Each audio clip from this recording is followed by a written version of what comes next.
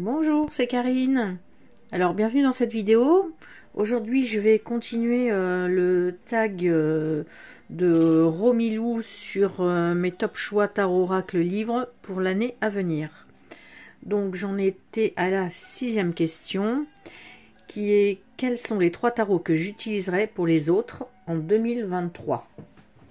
Alors, j'ai choisi des tarots quand même passe-partout entre guillemets, puis un peu plus simple on va dire que certains.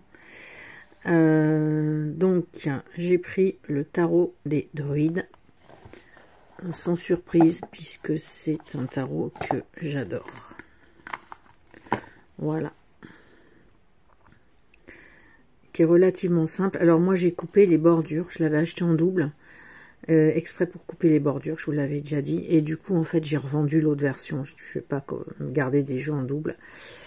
Voilà, donc le tarot des druides, voilà, qui est très explicite, qui est enfin moi j'adore quoi, j'aime beaucoup les jeux de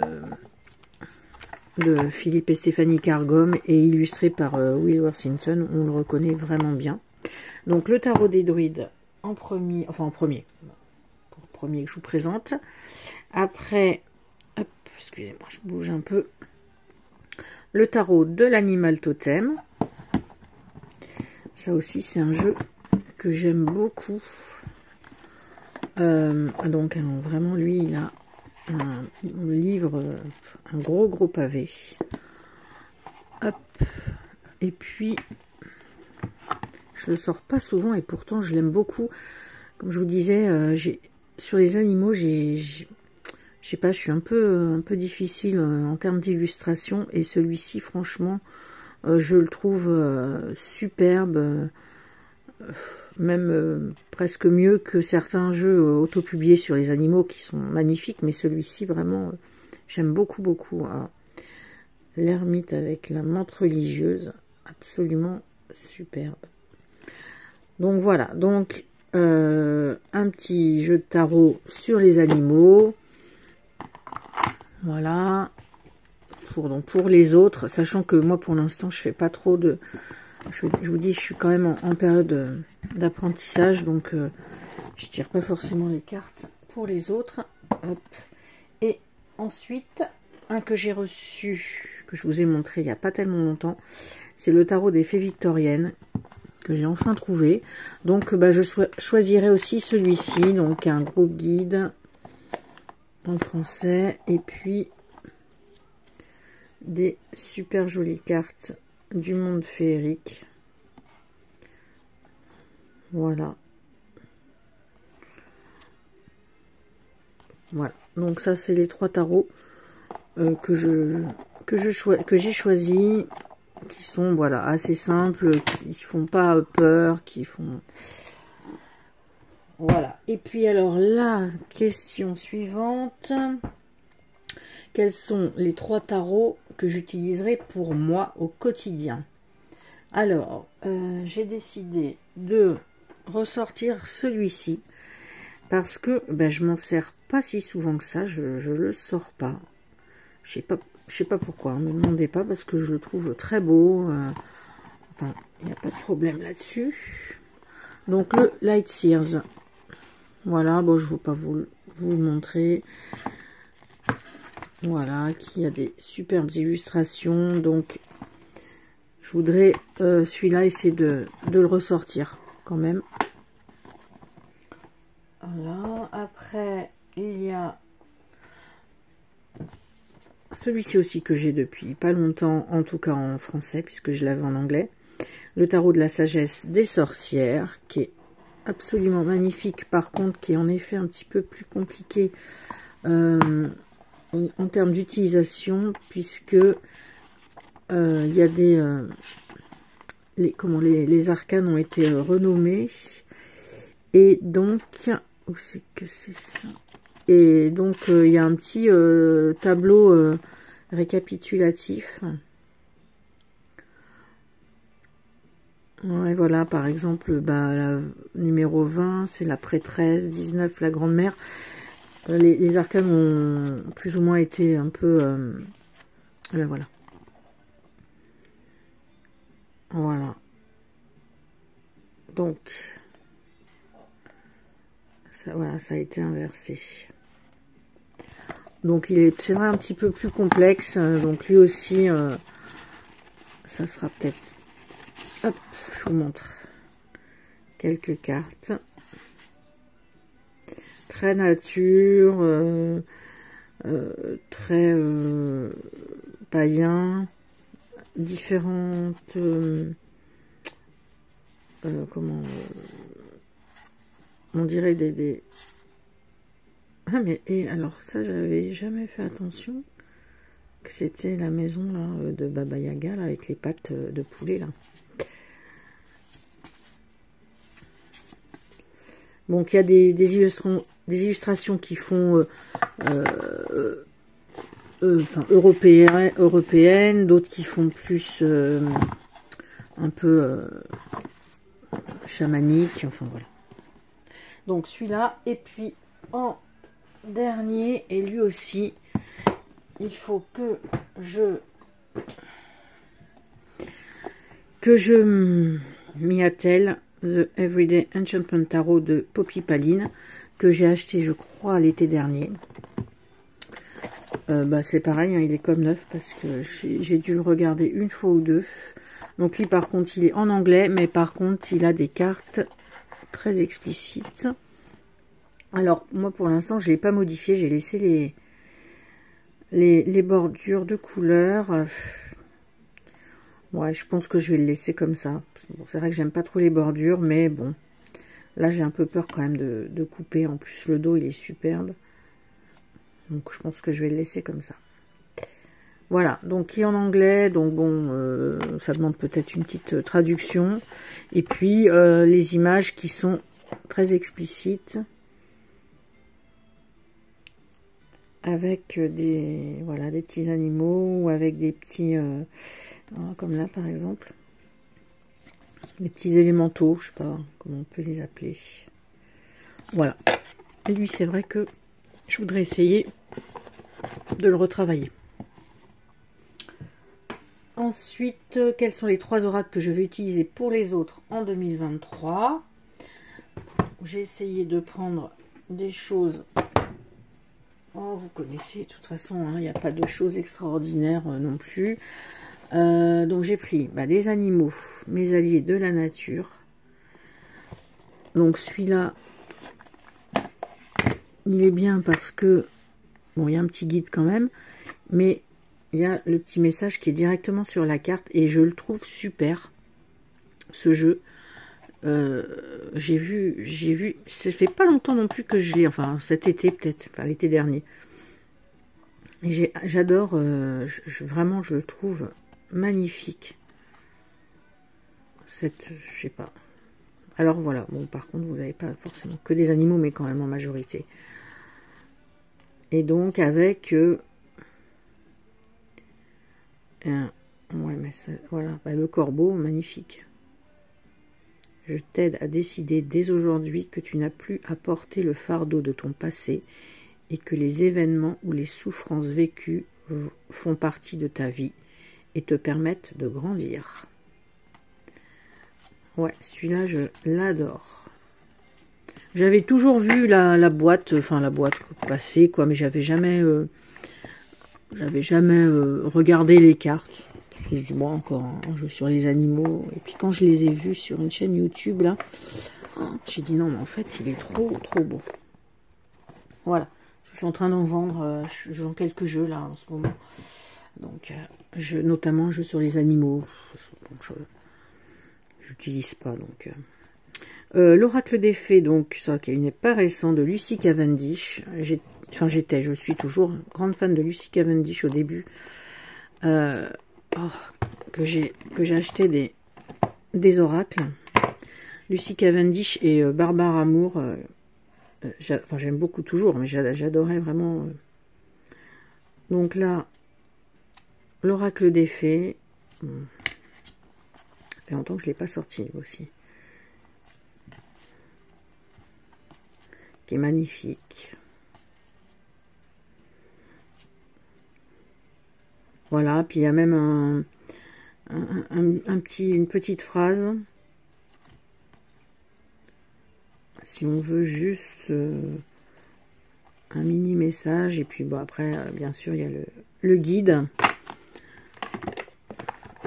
Ceux-là, je les ai, enfin, quasi tous. Donc, voilà. Et puis en dernier, j'ai pris, pour changer un peu, l'oracle mythique. Donc, la sagesse du Panthéon de la Grèce antique. Lui, qui est... Oh, ils sont tous dans des pochettes, là, dorées. Je vous sors quelques cartes. Le dos est comme ceci. Donc, voilà. Donc là, vous avez la mythologie grecque. Voilà. Pandore, Iris. Héméra. Bon, je connais pas tout. Aphrodite, Persée. Voilà. Très joli. Gaïa.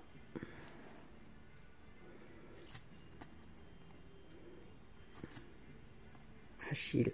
Donc voilà, pour les oracles que j'utiliserai pour les autres. Et maintenant, on va faire les 3 oracles que j'utiliserai pour moi au quotidien.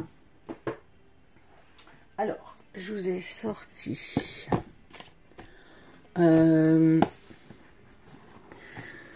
s'ouvrir à l'énergie des arbres, voilà, qui est absolument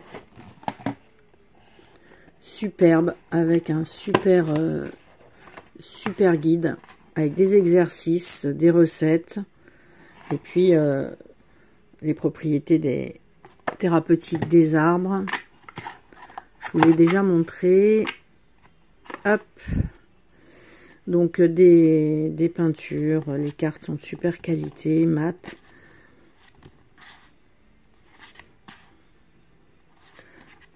Le sapin.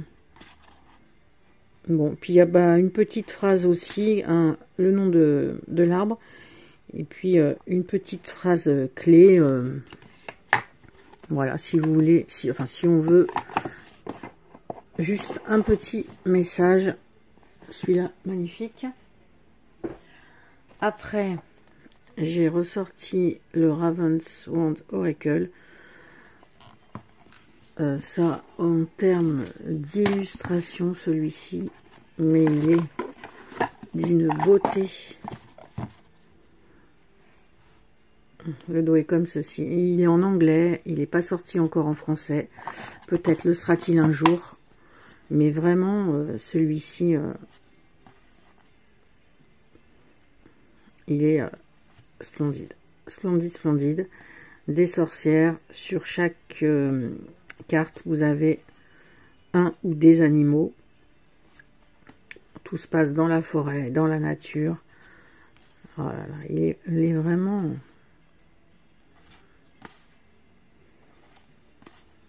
Là, moi, je m'y vois, quoi.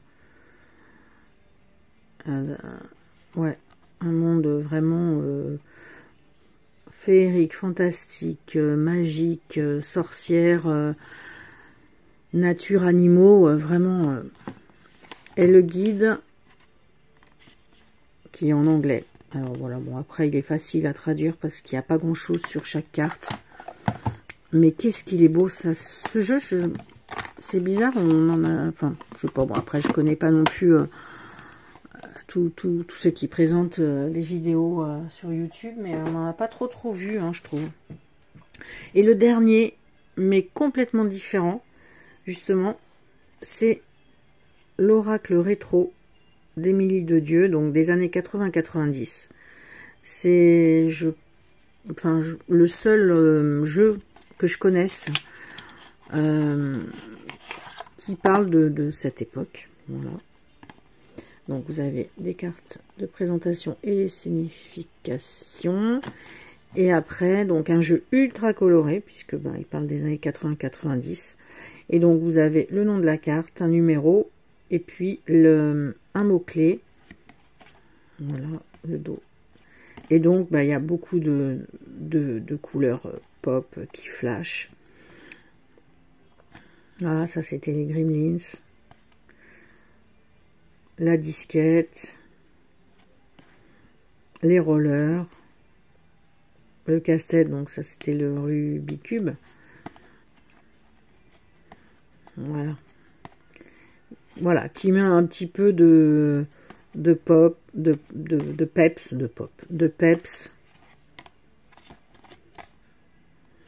Avec un brin de nostalgie. Mais voilà, là, les grandes boucles d'oreilles et tout, ça c'est... J'adore. Oh ben. J'adore ce jeu. Voilà, la photo. D'ailleurs, ça revient les appareils photo comme ça.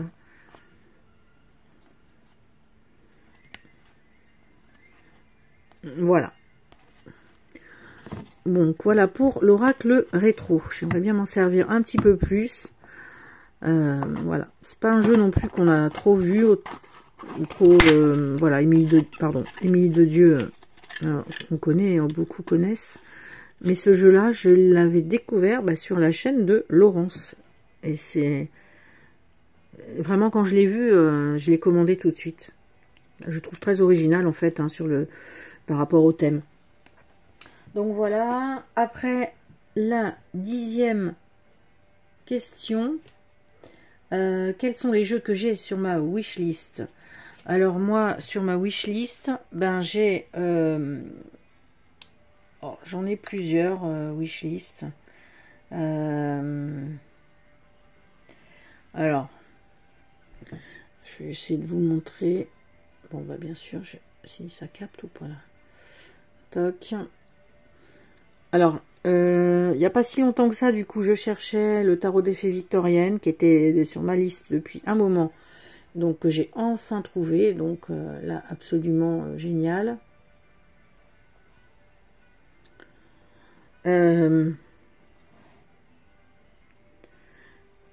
Là, j'ai mis le tarot Orient des animaux.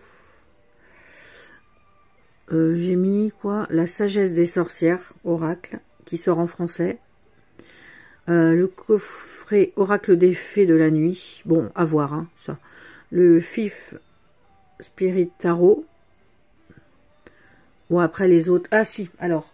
Donc, j'ai mis le bout tarot de Célia, que je n'ai pas encore. Et voilà, j'arrête pas de dire je vais le commander, je vais le commander. Pour l'instant, j'ai pas franchi le pas.